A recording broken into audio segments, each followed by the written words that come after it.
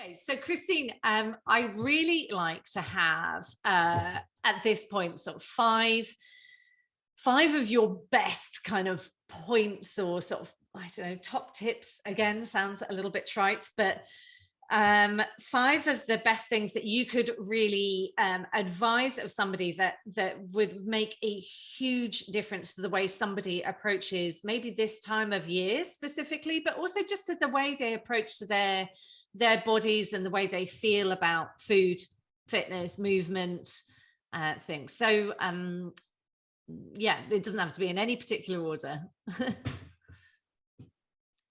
So my five, make sure you can count them for me. So I would always start by writing down what is your why. So if there's something that you want to do, why? So first, just ask yourself, why do I want to lose weight? Why do I want to exercise more? Just ask yourself, is it because you want to look different? Is it because you want to feel different? So that's my first one. Ask yourself why.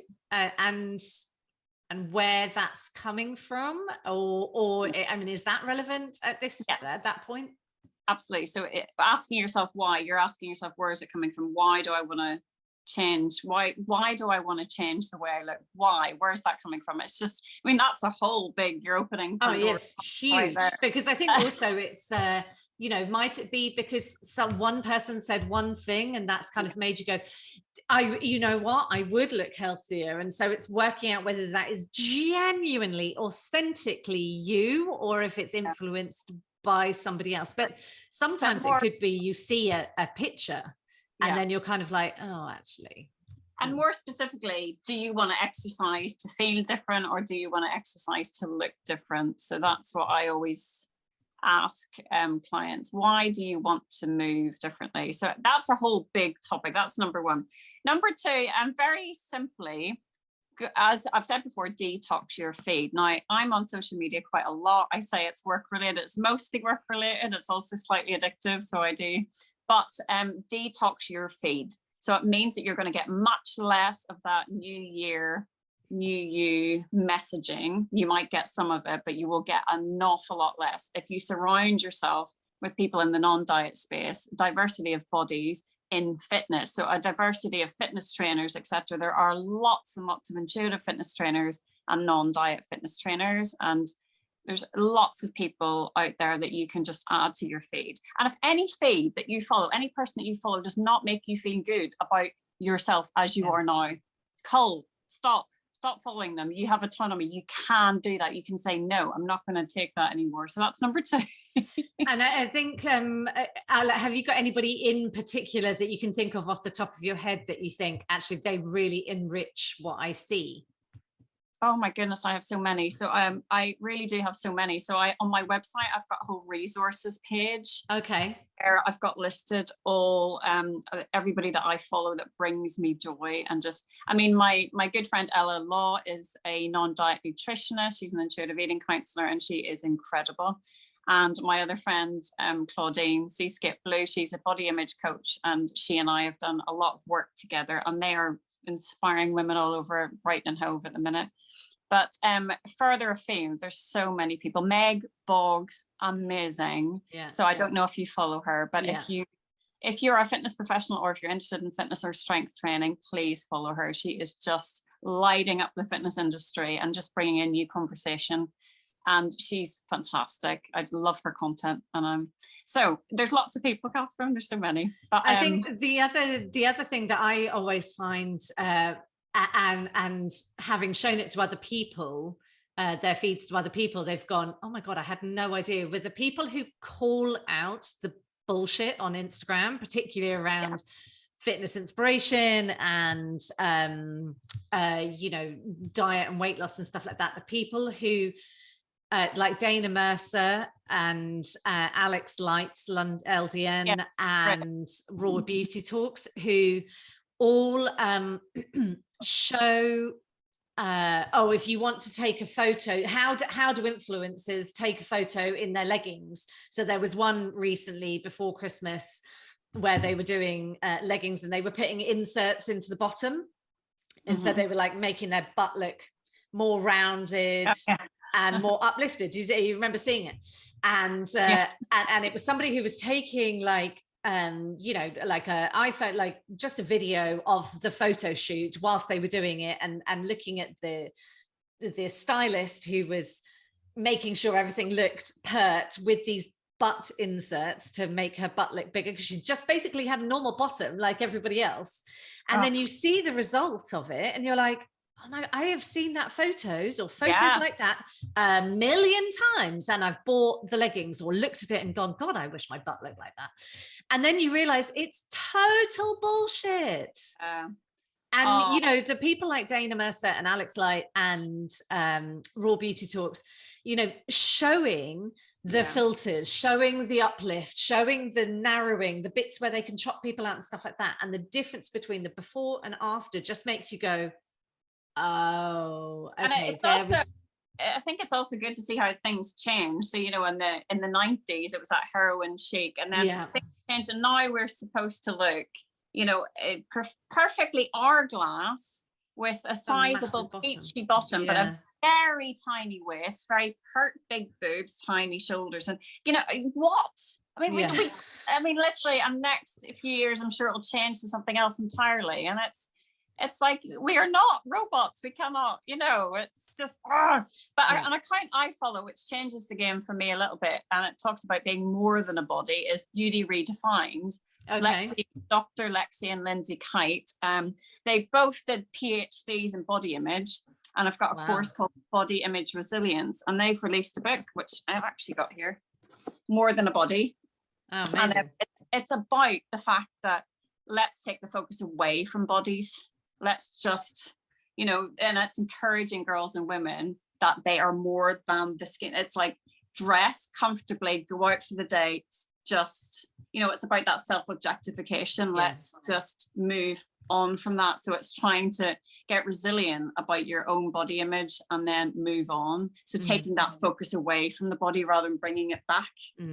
So it's that they've got quite a different approach. It's all about your body being that instrument, not ornament. And I love that. Like, from a movement point of view, that's what I would talk about all the time, is can you pick your kids up? Can you run and play and have fun with them? And if your body doesn't function in a way that allows you to be able to do that, then let's do something about that to be able to help things to you to be able to enjoy your life, because isn't that what's what the point is, rather than you going, oh, I can't run, or I can't do this because of this, or, what's the function of your body and what do you want to be able to do with that body? Great, let's do that. Yeah. Okay. So that was number 2. Oh my goodness. Right. Number 3. So the fitness challenges you might see in January, there's lots of different 30-day fitness challenges. Please stay away from those. Think about something small that you can change. So start small. So if you want to build up your fitness, if you want to build strength, if you want to mobilize, if you want to gain flexibility, if you want to help your core, your pelvic, you start small and work gradually towards that goal. There's nothing wrong with setting goals. I'm absolutely up for that, but set realistic goals and work towards them. So it's not very sexy for me to say in 6 months working with me one-to-one, you could feel quite a bit stronger. That's not as easy a sell as in 28 days, you'll look like this and you'll have lost all this weight and look glowing. So and I think that is the crux of it. Start small and then build towards that goal. Yeah. And it's much easier. Even 5 minutes of movement a day. That's what I always say. 5 minutes of movement a day, and just stick to that 5 minutes a day. You will see change. Yeah. And for that, I always really recommend James Clear's book, Atomic Habits, because the brilliant thing that he says about that is just start with rolling the mat out every morning. You don't even need to do the movement, but what you're doing every time you roll the mat out is creating a habit that gives you a step towards the identity of somebody who moves every morning. And even if so he talks about somebody who just would go to the gym, literally walk into the gym, sign in, walk in and walk back out again. And he'd do that for like a week. And then he'd walk in, sign in, and then do like 5 minutes of walking on the treadmill and go back out again and do that for 1 week or 2 weeks or something like that. And he slowly built up. And what he was doing all the time was creating this identity of himself as somebody who went to the gym. And it wasn't, I'm somebody who does this extensive weightlifting program and goes on the treadmill for half an hour right from the start. It was literally, I am somebody who goes to the gym. And you keep on building up evidence of that thing as being the habit that you're creating, so that you then can build on it. You can always build intensity, but you can't sort of start with the intensity and then build regularity. You have to build a regularity first. That's so interesting, because I take a Couch to 5K course for the council, and they're always like, oh, I don't run fast, and I'm like, no, we are getting time on your feet. I want you to run as slow as you can, so that you can keep going. At this point, then you can build speed. So let's get that foundation. Let's just keep that consistency. Start small, start really slow, and then you can build, as you're saying. I think it's when you go too big too soon, you can end up getting injured or just demotivated or feel even worse come February. Exactly. And you're not building up, you're not connecting with that as an identity, which I think is the significant thing for making something stick. Okay. Number 4. So because I'm of a certain age, I would love to encourage women to just get to know their cycles and tune in with their cycle. Now, I teach women probably late 30s to mid to late 40s mainly. It's kind of all ages, but that's kind of, I would say most of my clients fall somewhere in there. And so I cannot tell you how many of my clients have felt low mood, anxious, fatigue, apart from everything else that is going on in the world. But I've just not felt themselves. I've felt low on energy, and a lot of it can be down to perimenopause and the symptoms that can create for us. And I think it's just being aware of that and listen, and then tuning in. And on the days that, do a bit of research about that, but not, I find since I've started tuning in, and then I move in the way that I have the energy to move on that particular day. So it's kind of giving yourself permission on the days that you're not feeling amazing to actually rest or... Absolutely. And again, it's coming back to that intuition, isn't it? It's coming back to that feeling that actually today this would feel better for me, and tomorrow or next week I would feel completely different and like doing this, and that sort of mindset of just pushing on through every single day consistently, constantly need to be progressing, just is completely ridiculous, because that's not the way that we're made at all. And that intuition just goes back into it's so powerful when you really think about it. And I think it is, perimenopause is something which we don't really talk a lot about, and it can start from your mid 30s. The symptoms can start, and it's something that we just tend to blame ourselves, and then just rather than think, okay, what's going on. So just get checked out, or just tune in a little bit to your cycle. That's what I would say. That's been quite a game changer for me, certainly. And I've been able to be a lot kinder to myself when I know I'm going to be low on energy, or absolutely so much more understanding, rather than berating yourself. Oh God, I should have gone to bed earlier, or I shouldn't have, whatever it is that your internal chatter says. And actually you're like, oh, it's because that's 6 days before my period comes, and that's always the same every time when I'm like, feel like this. That's okay, tomorrow it'll be different. Exactly that. I think that's a really good point. It's hard to do. It is. And my fifth one, is it fifth one? Yeah. So my fifth one is getting a buddy. So what I mean by that is that it's specifically to do with the gym. If you cannot afford a personal trainer, like a personal trainer, I really recommend, especially if you're new to the gym and you want to start in the gym, find an understanding, non-patronizing, hopefully weight neutral personal trainer. Just find somebody that you've got rapport with, who you think you'll get on with, and who will help you out around the gym and just sort of show you and can sort of help you with form and keep you motivated and keep you consistent. Failing that, if you do not have the funds, and we don't all have the funds for that, I would grab a buddy, get somebody who's quite interested in going to the gym as well, and go do your research. So I did a post on this recently. Find a gym where you feel welcomed, at ease and comfortable. So do a day pass. A lot of the gyms have a day pass. Bring a friend along and just have a look around, and just find somewhere that you feel comfortable.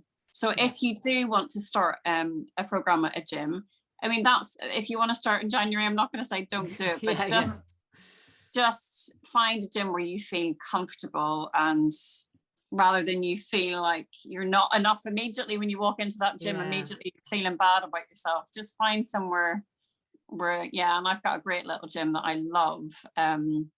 And it's not too bright. I don't like a very bright gym. I like it nice and dark. And so it's just somewhere, I think that's a really good tip. So if you can go with a friend, have a giggle at the same time, it just makes it so much easier. Yeah, and amazing, you can have a little buddy date. So I've got a friend I go to the gym with every Friday without fail, and it's just lovely. We have such a giggle. So, and I think when if we're talking about mums specifically, which is obviously what this podcast is speaking to, having that connection with somebody to do something other than to do with your kids, or it is so important, because oftentimes you'll know people because you bounced your kids on your knee at nursery groups together or something like that, and then your kids have grown up together. But then what happens when your kids are friends but you guys don't do play dates any longer? So then the mums don't, and actually it's really nice if you can, there's a reason why you're friends, and people who have commonalities. How great if you find somebody who's like, oh, actually, we all want to do the same thing. Or I go sea swimming with a group of friends from my village here. And, one thing that's really struck me, having done a lot of sport in my life, is that sport and exercise in whatever format brings people together like nothing else. If you've gone through like some workout together or some silly class or something that's made you laugh about something when your body's been moving as well, it brings you together in a much more powerful connection than other things. Maybe it's just a different experience. And I really do find that the bonds that you make when you're doing something that has pushed you to some limits or challenged you in some way is really longer lasting. And that's really fascinating, because I used to do sea swimming, but I do a boot camp on a Monday and a Wednesday, and it's a beautiful bunch of women who are all mums. They're all mums, the vast majority of them at least, and they all come together, have a giggle, challenge themselves, but it is just fun. And they come as much for the social aspect as they do for the workout themselves. But it's all kind of in time with their school drop off. It's early in the morning, so they drop the kids off, get the workout in, go off to work, whatever. But it's that little bit of bonding. That's exactly what you said. It laughing at each other while you've like got a beetroot face and you're trying to hold a plank, or trying to coordinate something and you're balancing overbalancing, whatever. It's bonding in a really different way. That's a really nice point, actually. And I think that really beautifully brings in that sort of reminder that exercise is about so much more than anything to do with your bodies. Physical connectedness with people and the world around you can be incredibly powerful, and reminding yourself that you don't have to just like sweat away by yourself. It's not just a singular endeavor that can really transform things. So thank you for really raising that point. All right, thank you so much, Christine. I really love this chat. I know we've covered lots of different things, and there's lots of things that people can uncover some more about. Obviously, I'm going to put everything in the show notes so they'll be able to find you and your social feeds, and also more information about intuitive eating and some of the books that you've mentioned as well, and the podcast that we've talked about. So everything will be in the show notes, so you'll be able to connect with all of those things really easily. They're all links that you can just go ahead and click on. But thank you so much for your time. It's really generous of you. Thank you, Catherine. I've loved it. I'm a bit of a talker. I could go on forever. Yeah, right, exactly. I've got to go and pick up my kids, and I'm still like, oh, I'm sure he'll be all right just staying around. I've been talking to somebody very interesting. Thank you so much. Thank you, Catherine.